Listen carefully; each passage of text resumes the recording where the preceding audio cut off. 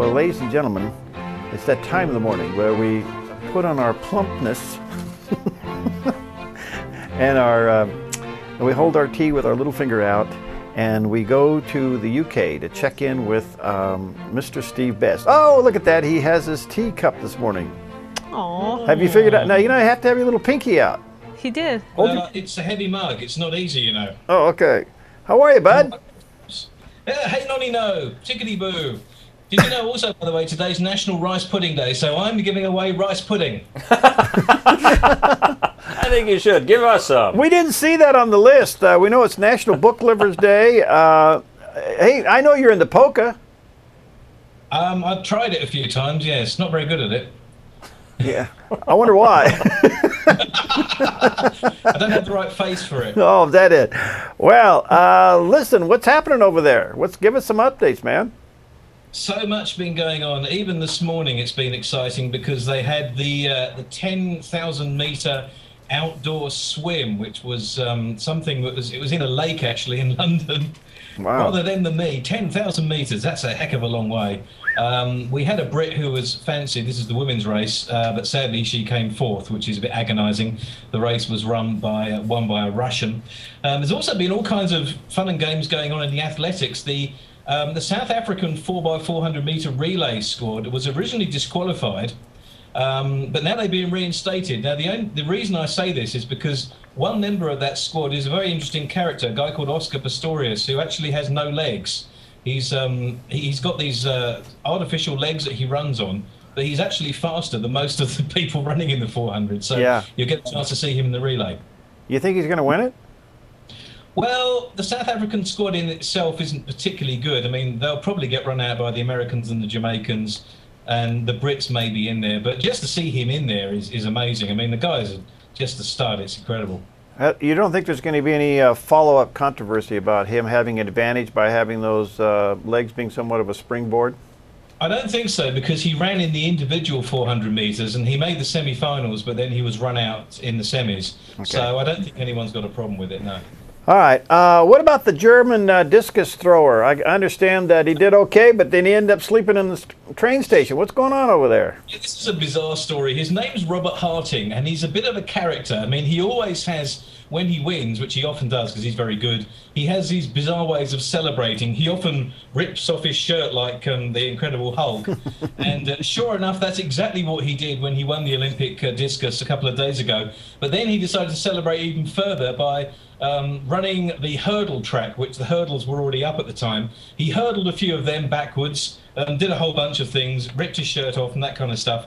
But then while he was out celebrating with his family, he lost all his kit, including his Olympic accreditation. Wow. Which meant he couldn't get back into the Olympic Village because they wouldn't let him in. And so he had to spend the night sleeping on a train station before he could get sorted out. It's a rather ignominious way for a gold medalist to celebrate his win. All right, so there's a guy laying on the bench in the train station with a gold medal around his neck? Probably, yes, yeah. Oh, wow. All right, so I understand a pole vaulter had a tough day, huh?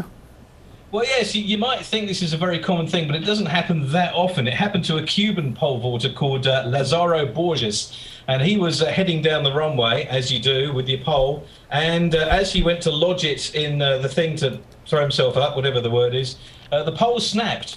Now, you know, when it does happen, that can be quite dangerous. The good news is that he was a bit shocked, but he was all right.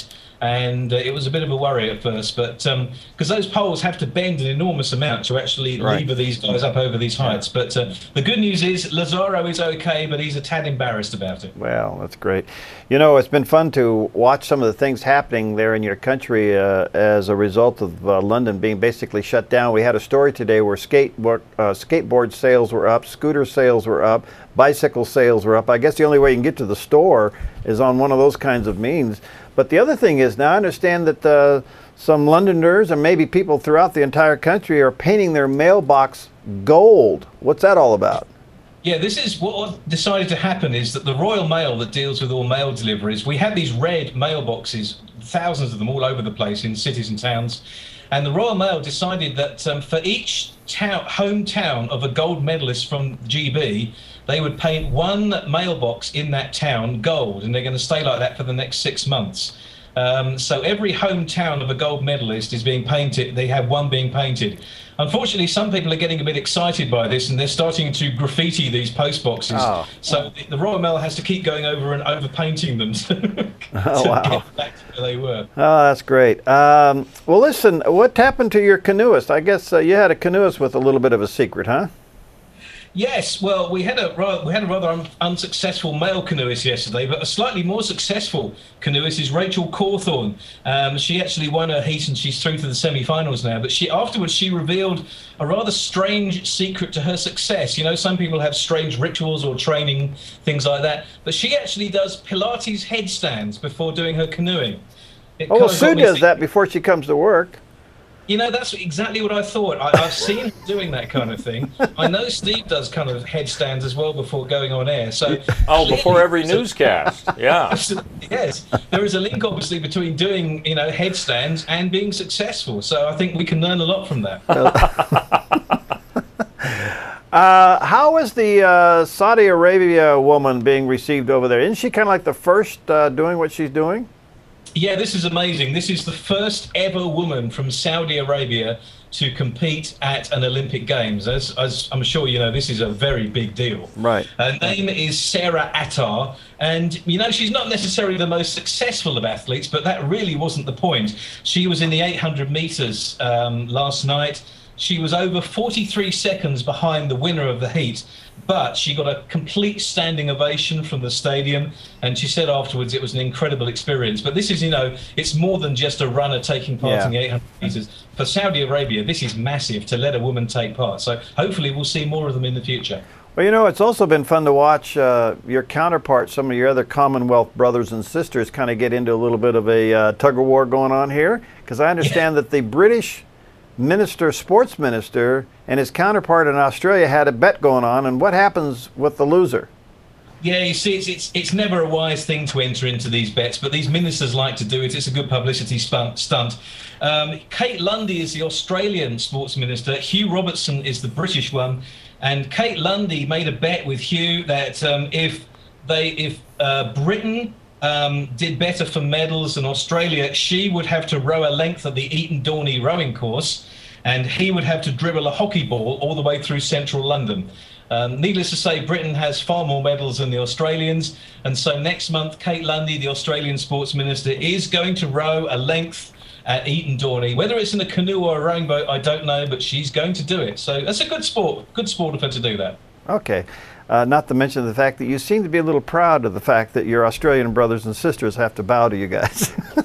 Well, you know, we love it when the Kiwis do well. We're good friends with them, but when we beat the Australians, we don't mind at all. I mean, we know the Kiwis are enjoying that too. So. Yeah, there you go. Well, Steve, it's been a hoot. What's coming up today? What are you looking forward to there today?